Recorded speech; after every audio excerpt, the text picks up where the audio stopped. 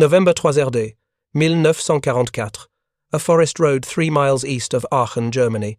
Obergefreiter Hans Dieter sat in the driver's compartment of Panzer Court, number 237, listening to something that made no sense. A rhythmic hammering sound, mechanical and precise, coming from somewhere beyond the tree line ahead, sent 20 beats per minute. Like a metronome. Like music.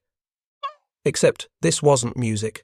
This was something new on the Western Front, something that made Hans's hands sweat inside his leather gloves, even though he didn't yet understand what he was hearing. "Do you hear that?"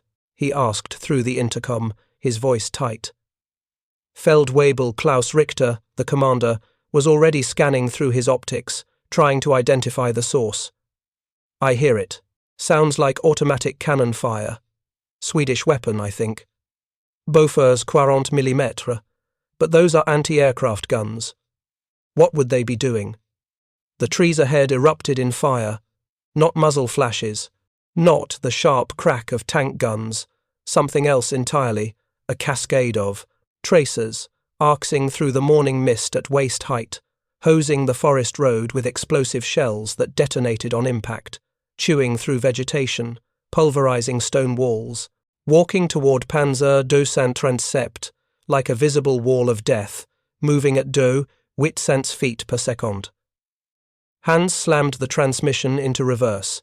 The Panzer IV lurched backward, its Maybach engines screaming as 25 tons of steel and terrified men tried to outrun something that moved faster than sound. The tracers followed them, every fifth round glowing orange-red in the grey November morning, showing exactly where the other 4 rounds were going. The pattern was perfect.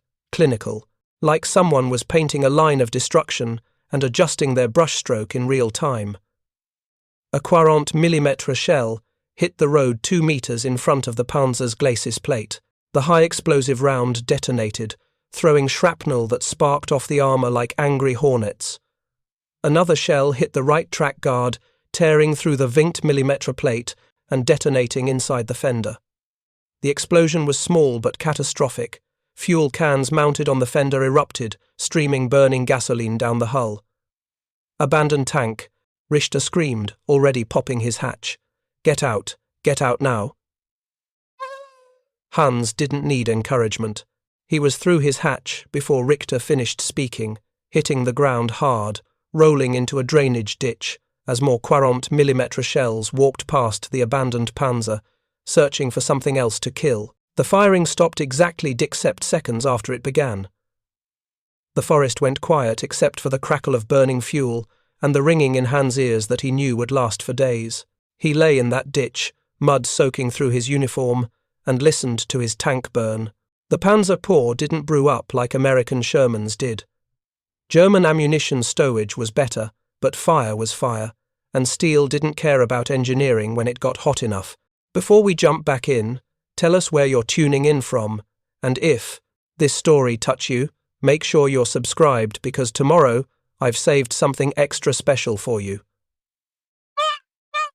The loader, a kid from Hamburg named Peter, whispered from somewhere nearby. "What the hell was that?" Hans didn't have an answer, but he knew one thing. They'd just encountered something the Wehrmacht hadn't prepared them for, something that wasn't supposed to exist on a battlefield, where tanks fought tanks and infantry fought infantry, and everyone respected the natural order of combined arms doctrine. They'd encountered Americans who'd gotten creative with equipment that was never meant to kill tanks. Staff Sergeant Mike Kowalski stood on the rear deck of the McQuinzon half-track, hands still gripping the twin 40mm Bofors guns that had just sent a German Panzer cod running like a scolded cat.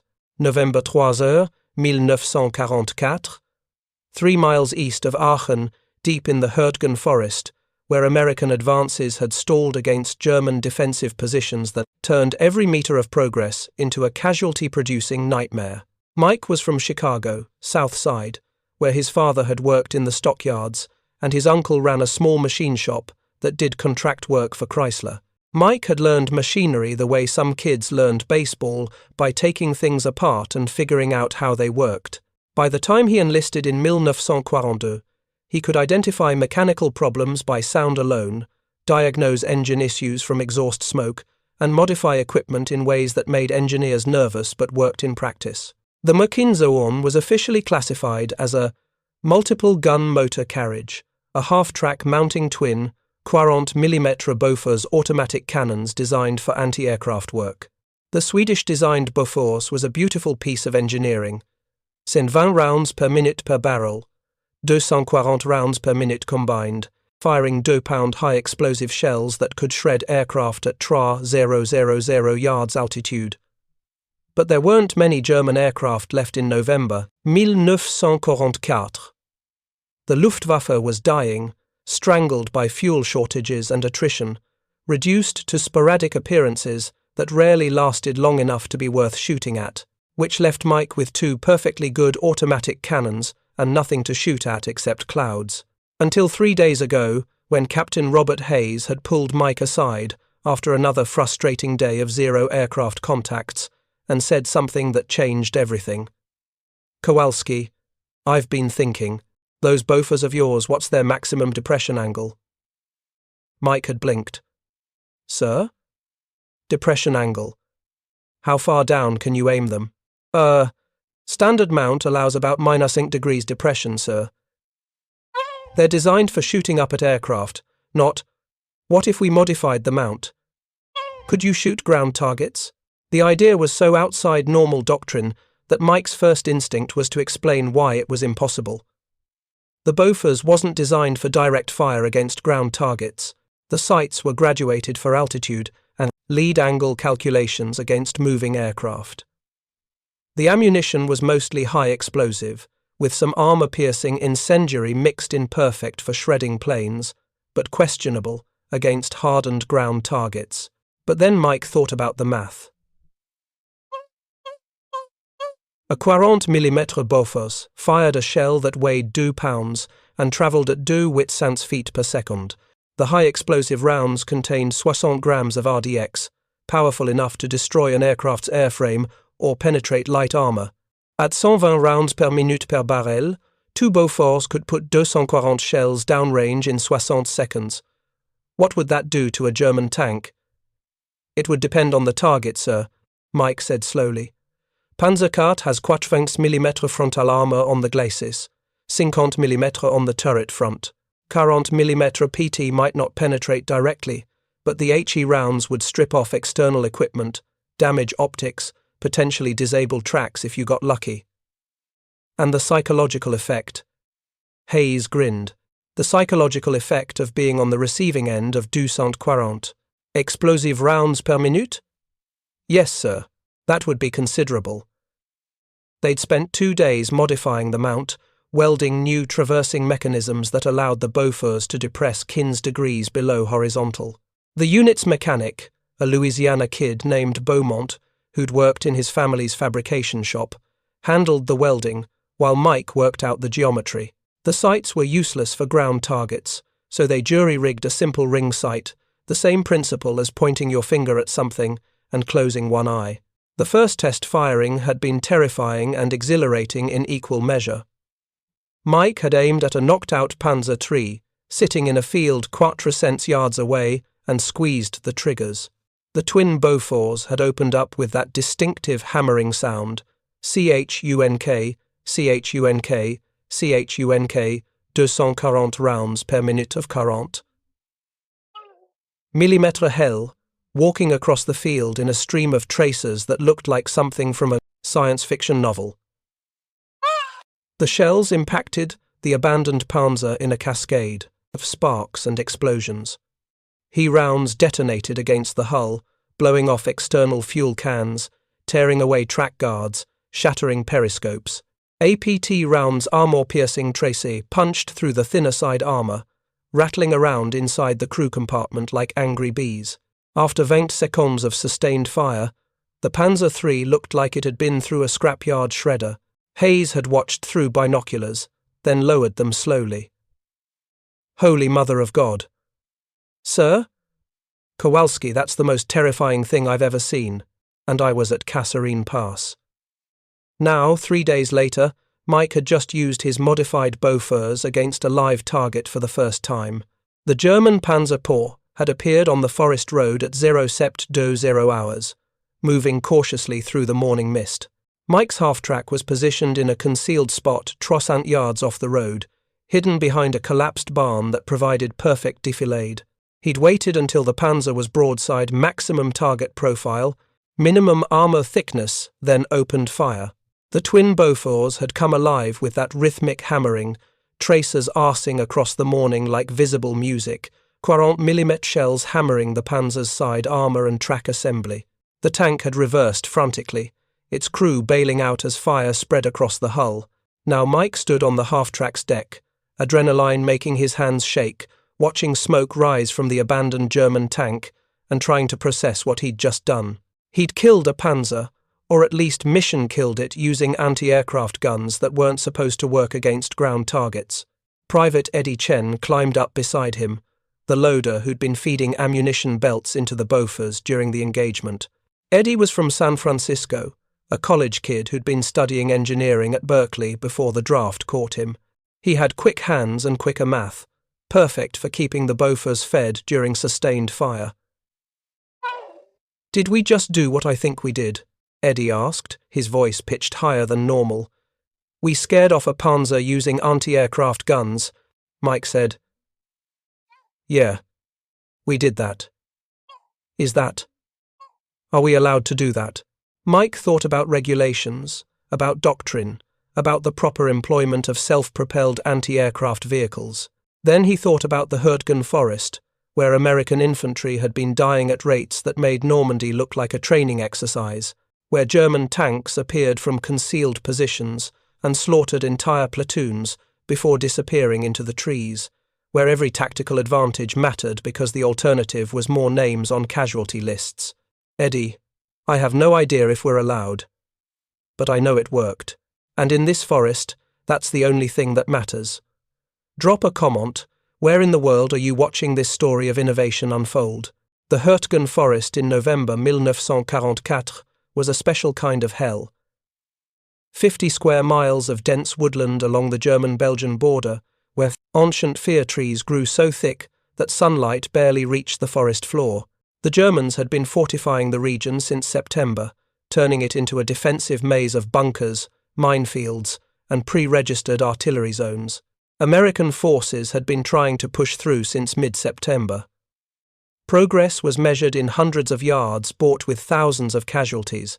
The trees were so dense that artillery bursts detonated in the canopy, raining shrapnel down on anyone below. The ground was a mix of mud and snow, freezing at night, thawing during the day, turning every trail into a boot-sucking morass that exhausted men before they even made contact with the enemy. Tank combat in the Hürtgen was nightmarish. The narrow forest trails meant armor had to move in column, vulnerable to ambush from every direction. German Panzers positioned themselves in clearings with overlapping fields of fire, letting American tanks advance into kill zones before opening up at point-blank range. American tank crews called it the meat grinder. German tankers called it target practice. Mike's unit, the 6th Cent Trent Carteret Anti-Aircraft Artillery Battalion, had been attached to the 40th Infantry Division for Air Defense Support, but there was no air to defend against. The Luftwaffe was a memory, its pilots dead or grounded, its fuel reserves exhausted. The 6th Cent Trent Quart spent their days driving through the forest, listening to artillery duels and infantry firefights, watching their infantry colleagues die, and doing absolutely nothing useful, until Captain Hayes decided that doing nothing wasn't acceptable anymore. The captain was Trent, a young years old, from rural Virginia, where his family had farmed tobacco for 6 generations. He'd been in North Africa and Sicily, commanded anti-aircraft units through a dozen campaigns, and understood that military doctrine was just a starting point, not a straitjacket. He'd watched American infantry get chewed up in the Hürtgen for 2 weeks before deciding his unit needed a new mission. "We have weapons," Hayes had said during the briefing, where he first proposed using Bofors against ground targets. "We have ammunition. We have trained crews who are doing nothing while infantrymen die 500 yards away. That's unacceptable." Some of the officers had objected. The Bofors wasn't designed for direct fire. The ammunition wasn't optimized for ground targets. Using anti-aircraft units in ground combat roles violated doctrine. Hayes had listened to every objection, then pulled out casualty reports from the past week.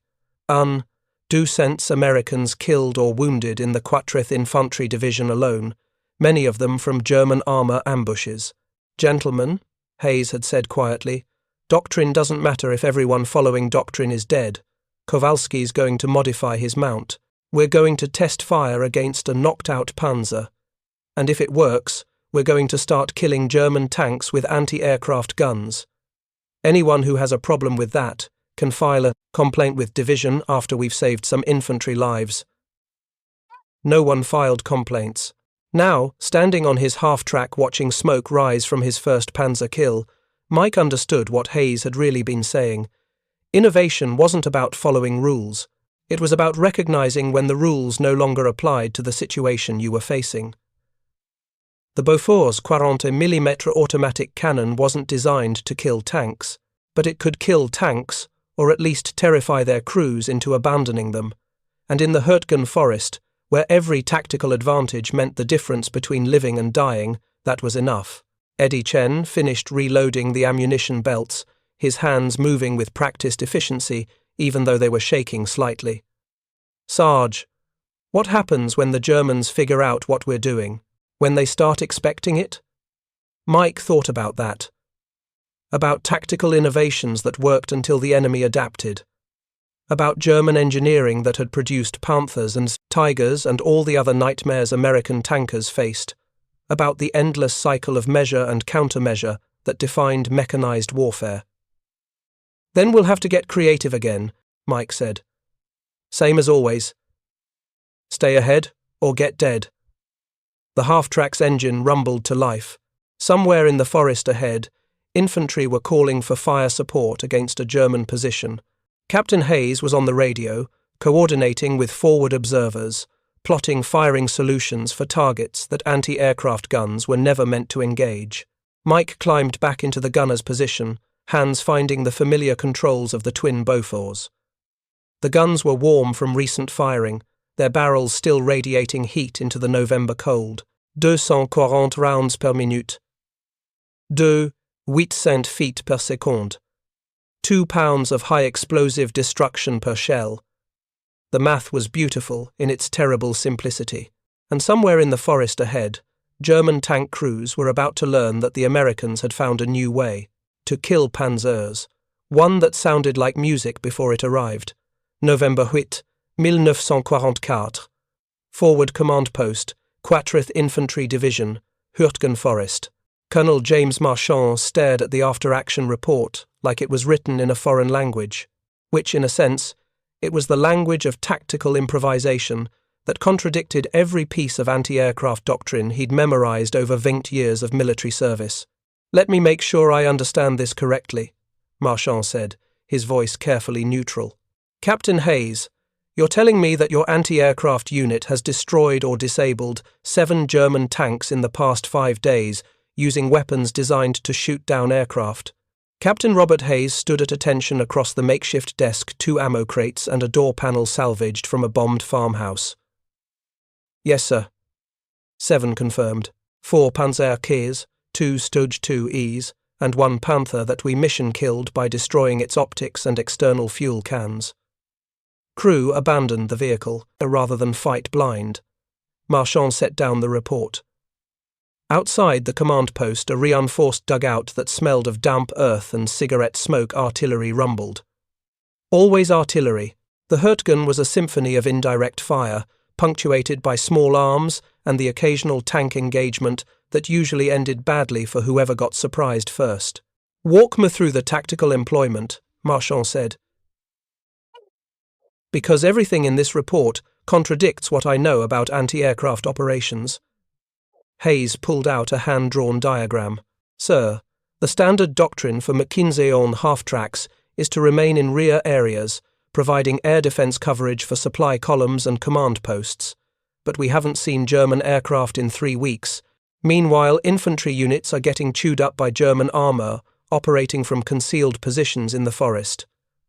I'm aware of our casualty rates, Captain. Yes, sir. So, we modified our weapon mounts to allow ground engagement. The Bofors 40mm fires 120 rounds per minute per barrel. With twin mounts, that's 240 rounds per minute of 40mm high explosive and armor-piercing ammunition. We position the half-tracks in concealed locations with clear sight lines to forest trails where German armor operates. When a target appears, we engage with sustained fire at range between 200 and 500 yards. Marchand studied the diagram. The 40mm APT round that's not designed for anti-armor work. What kind of penetration are you getting? Minimal direct penetration against frontal armor, sir. A Panzer Karl's Glacis plate is 80 mm. Our APT can penetrate maybe 50 mm at close range. But we're not trying to penetrate frontal armor. We're engaging side armor, which is typically 30 mm to 40 mm. At 300 yards, we can punch through that consistently. And if you can't achieve side shots? Hayes smiled slightly. Then we use volume of fire and psychological effect. Sir, imagine being inside a Panzer when 240 explosive rounds per minute start impacting your hull. The HE rounds destroy external equipment, fuel cans, tools, spare track links. They damage optics, making it impossible to see. They strip off track guards and can disable tracks with near misses that throw shrapnel into the track assembly. After 20 seconds of sustained fire, most crews abandon their vehicles even if there's no catastrophic damage, because they think they're about to die. Yes, sir. The sound alone is terrifying. That rhythmic hammering, 120 beats per minute. Crews can hear it before they see the tracers. One German prisoner compared it to a church bell tolling before an execution. Marchand walked to the dugout entrance and looked out at the Hürtgen Forest, that grey-green hell of mud and trees and death that had consumed 2 American divisions over the past 8 weeks. Somewhere out there, infantrymen were dying because German tanks could operate with near impunity in terrain that favoured ambush and short-range engagement. You understand this is completely outside doctrine, Marchand said. Anti-aircraft units engaging in direct ground combat, using weapons in ways they weren't designed for, taking casualties that should be going to armor or tank destroyer units. We've taken 0 casualties, sir. Marchand turned. What? 0 casualties, 7 tank kills, 14 engagement total, 0 friendly casualties. The half-tracks are mobile, lightly armoured, not designed to slug it out with tanks, so we don't slug it out. We shoot and scoot. Engage for 20 to 30 seconds, then withdraw before German artillery can range in. It's ambush warfare using automatic cannons. And the infantry units you're supporting are taking fewer casualties from armour ambushes. Yesterday, we supported a company from the 20th Infantry Regiment. German armour tried to hit them from a flanking position. We engaged at 400 yards, forced the Panzers to withdraw. The infantry advanced 600 yards with 0 tank casualties. That's 600 yards they didn't have to pay for in blood. Marchand was quiet for a long moment, weighing doctrine against results, regulations against reality. The textbook answer was to order Hayes to stop immediately, return to proper preparing. And narrating this story took us a lot of time, so if you are enjoying it, like this video, it means a lot to us. Now back to the story. Anti-aircraft operations.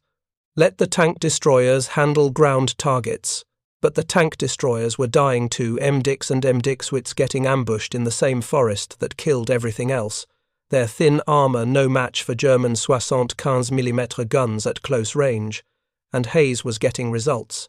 7 tanks in 5 days with 0 friendly casualties, infantry advancing because German armour was retreating instead of attacking, tactical innovation born from necessity, and a captain who refused to sit idle while men died. I want detailed after-action reports on every engagement, Marchand said finally. Gun camera footage if you can rig it. Ammunition expenditure per kill. Engagement range. Crew training requirements. If this is going to become doctrine instead of desperate improvisation, I need data to send up the chain. Hayes stood straighter. Sir. Are you saying, I'm saying you're going to keep doing what you're doing, and I'm going to figure out how to explain it to people who still think the Luftwaffe matters. Dismissed, Captain. Go kill more tanks with your anti-aircraft guns. Staff Sergeant Mike Kowalski spent November 9th teaching other anti-aircraft crews how to kill Panzers. The training took place in a rear area 3 miles behind the front lines, where a knocked-out Panther sat in a muddy field like a Quarant Sinkton classroom prop. The Panther had been destroyed by American artillery 2 weeks earlier. A direct hit through the engine deck that left the hull intact, but the internals melted slag. 6 Mickey's own half-tracks sat in a semicircle around the Panther, their crews watching as Mike demonstrated the modifications his unit had made to the Bofors mounts.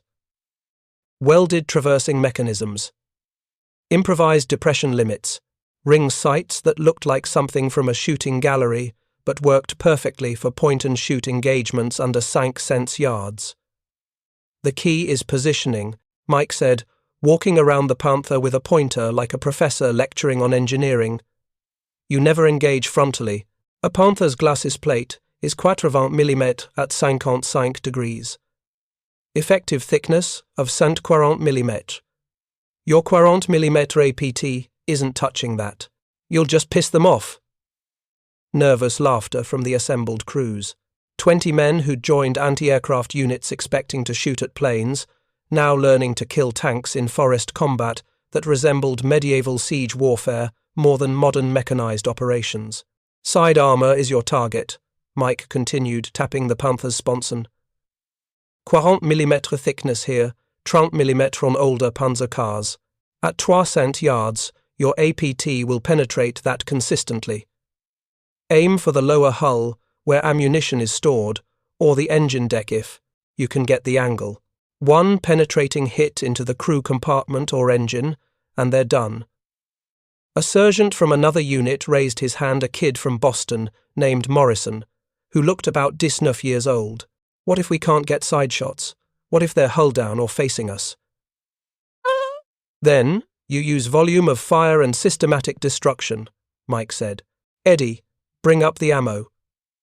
Private Eddie Chen jogged over with a 40mm high-explosive round, holding it carefully like the 2-pound bomb it essentially was. Mike took it and held it up for everyone to see. This is your psychological weapon. Each HE round contains 60 grams of RDX explosive. At 240 rounds per minute, you're putting 400 grams Trent et 1 pounds of high explosives on target every minute. That will destroy everything external on a tank. Fuel cans, tools, optics, antenna, cupola hatches. After 20 seconds, the tank is combat ineffective, even if the hull isn't penetrated. And the crew panics, Morrison said. The crew absolutely panics, because they can hear it coming. That hammering sound, that rhythm. 120 beats per minute, like a heartbeat, like music. They hear it before they see the tracers.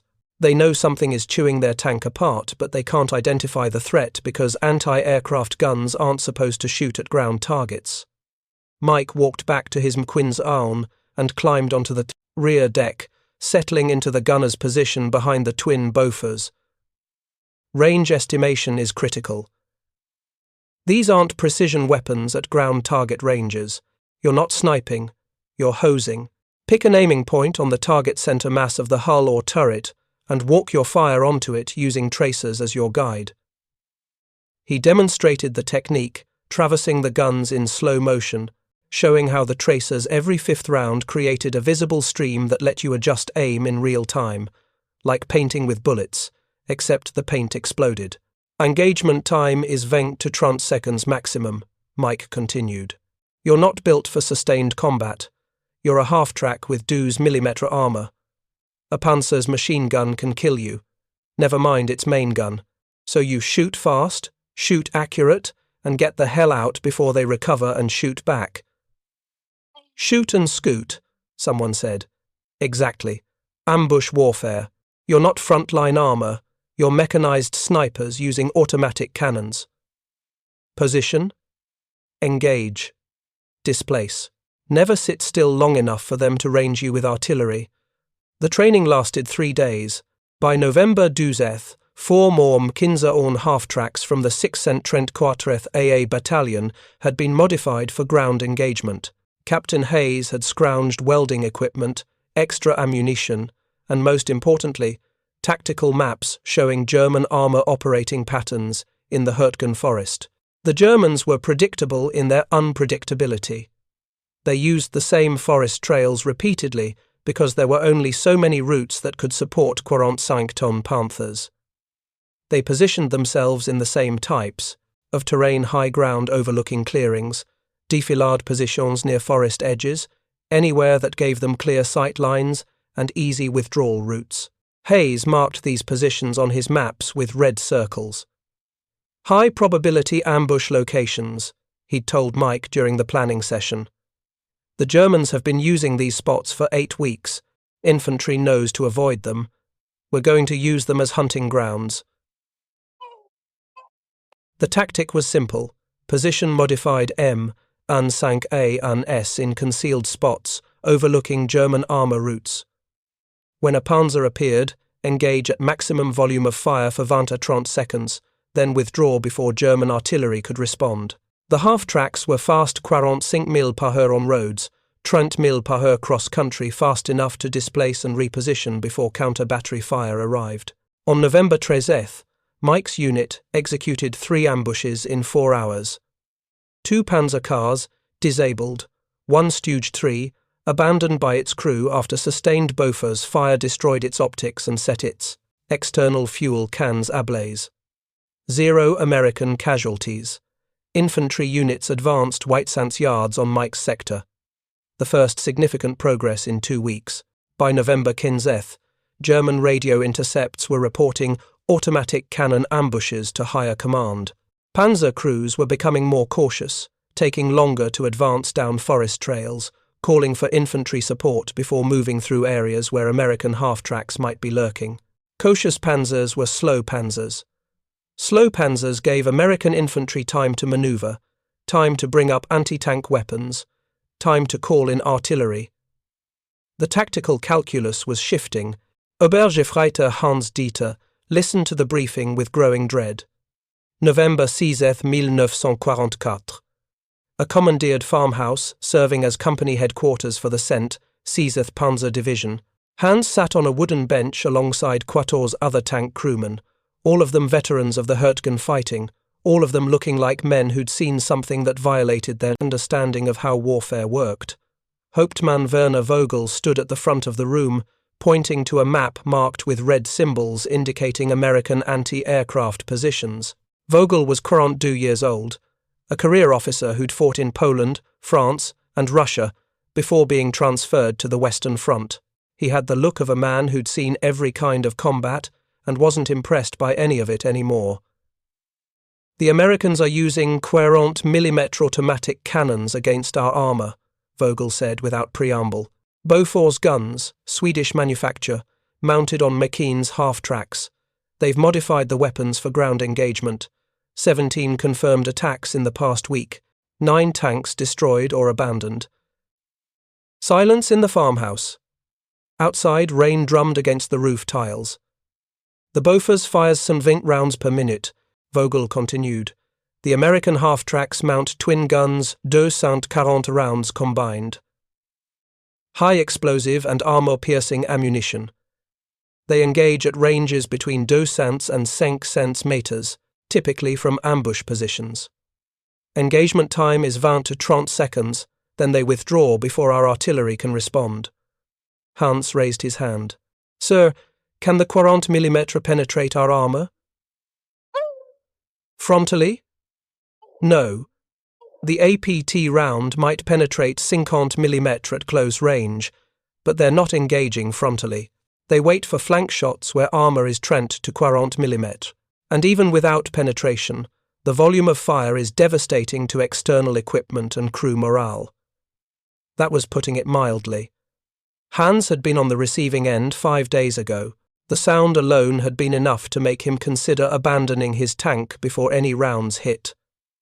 That rhythmic hammering, mechanical and precise, growing lewder until the first traces appeared, and the world exploded into sparks and concussion, and the certainty that death was counting down at 240 rounds per minute. New procedures, Vogel said. All tanks will advance with infantry support. No solo movements through forest trails. If you hear automatic cannon fire, reverse immediately and call for artillery. Do not attempt to engage. The half-tracks are too fast and too mobile. You'll never get a shot before they displace. Sir, another crewman asked, why don't we use our own anti-aircraft guns this way? Vogel smiled without humour. Because doctrine says anti-aircraft guns shoot at aircraft. The Americans don't care about doctrine. They care about winning.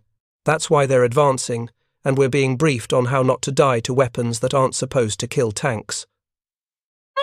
The briefing ended. Hans walked out into cold rain that turned the farmyard into soup. His Panzer paw sat under camouflage netting, 25 tons of steel that suddenly felt less like protection and more like a target. He thought about Tommy guns and bazookas and sticky bombs and all the other weapons infantry used to kill tanks at close range. Now, he could add anti-aircraft cannons to the list. War kept finding new ways to kill tankers. The only constant was that someone, somewhere, was always getting creative about it. November 22, 1944. The Hürtgen Forest.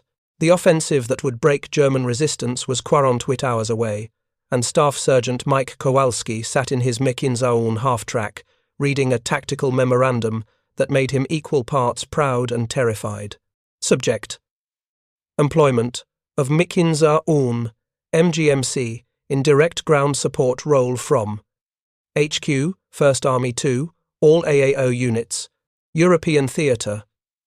The memo detailed everything Mike's unit had discovered through trial and error. Positioning requirements, engagement procedures, ammunition loadouts optimized for anti-armor work, 60% AP, 40% APT, radio coordination with infantry units, withdrawal protocols. What had started as Captain Hayes's desperate improvisation was now official doctrine, complete with training requirements and distribution to every anti-aircraft unit in Europe. We're famous, Private Eddie Chen said, reading over Mike's shoulder. Or we would be, if anyone admitted anti-aircraft guns killing, tanks was our idea instead of some colonel's brilliant innovation. Mike folded the memo. Don't care about credit, care about this working when the offensive kicks off. The big push was scheduled for November 24. Operation Queen, a massive offensive, designed to break through German lines in the Hürtgen and reach the Roer River. 12 infantry divisions, 6 armoured divisions, artillery concentrations that would make the Normandy bombardment look like a skirmish, and embedded throughout the assault forces.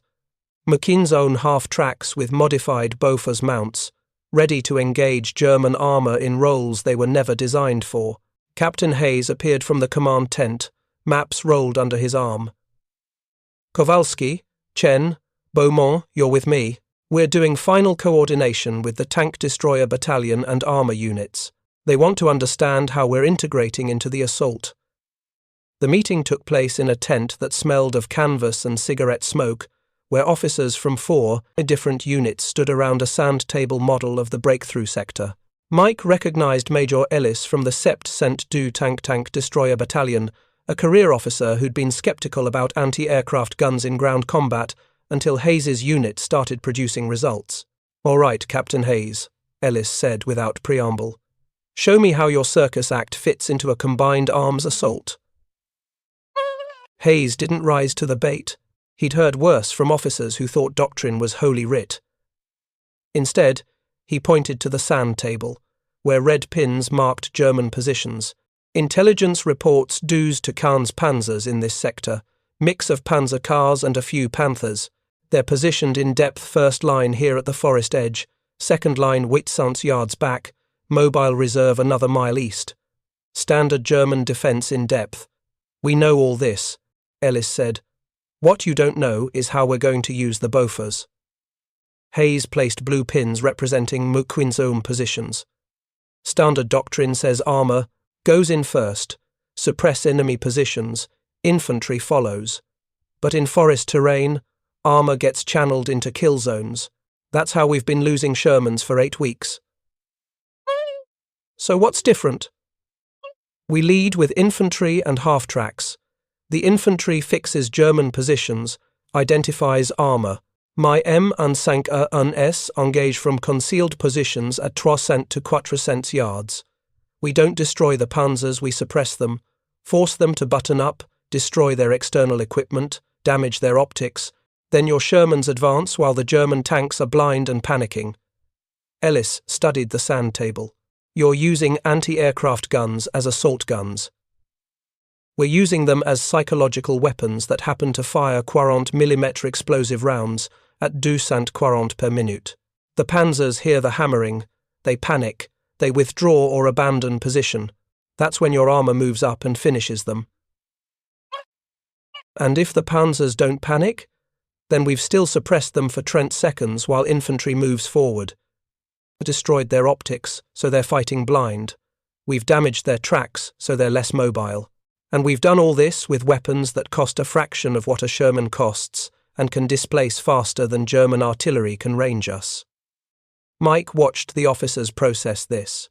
The idea of using light, mobile weapons to suppress heavier weapons wasn't new. Infantry had been doing it forever with machine guns and mortars. But applying that concept to armoured combat, using anti-aircraft cannons as mechanized suppression weapons, was outside everyone's training. I'll believe it when I see it, Ellis said finally. But fine. Your half-tracks coordinate with my tank destroyers. Infantry fixes targets. You suppress. We finish. Clear? Crystal clear, sir. November 24, 1944, h-15 minutes. Mike sat in his gunner's position, hands resting on the twin Bofors controls, listening to artillery preparation that sounded like the world ending.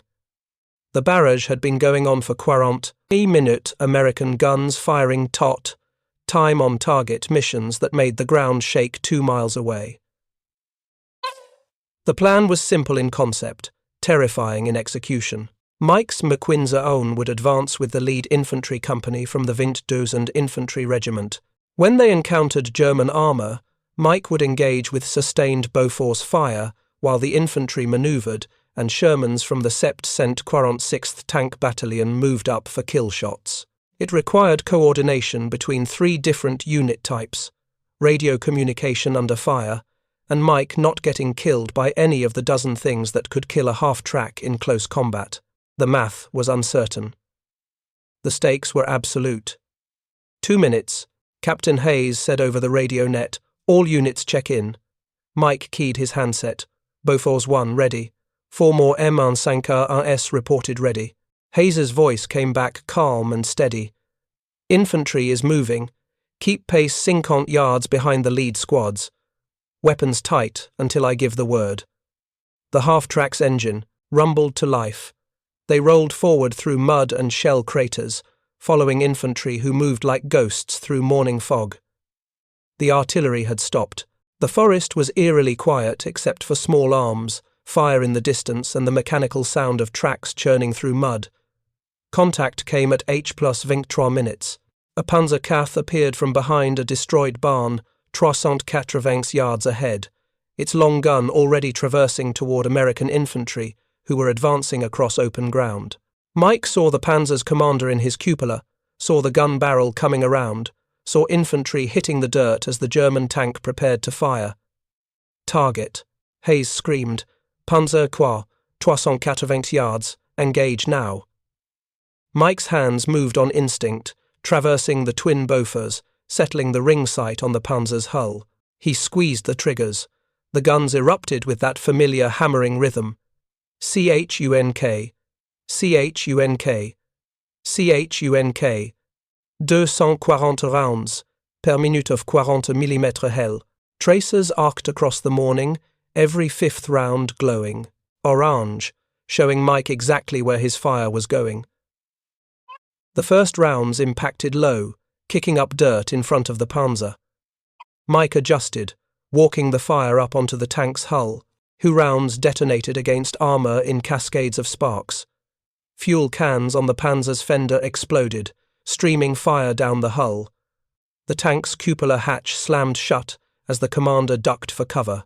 Mike kept firing, methodically destroying everything external: periscopes, antennas, tools, spare track links. The Panzer's gun stopped traversing optics, damaged or crew blinded by smoke. 20 seconds of sustained fire. Eddie Chen was behind Mike, feeding ammunition belts into the Bofors with mechanical precision, keeping the guns fed. The empty casings poured onto the half-track's deck in a brass waterfall. "Ceasefire," Hayes ordered. "Sherman moving up." Mike released the triggers. The Bofors fell silent, barrels glowing cherry red.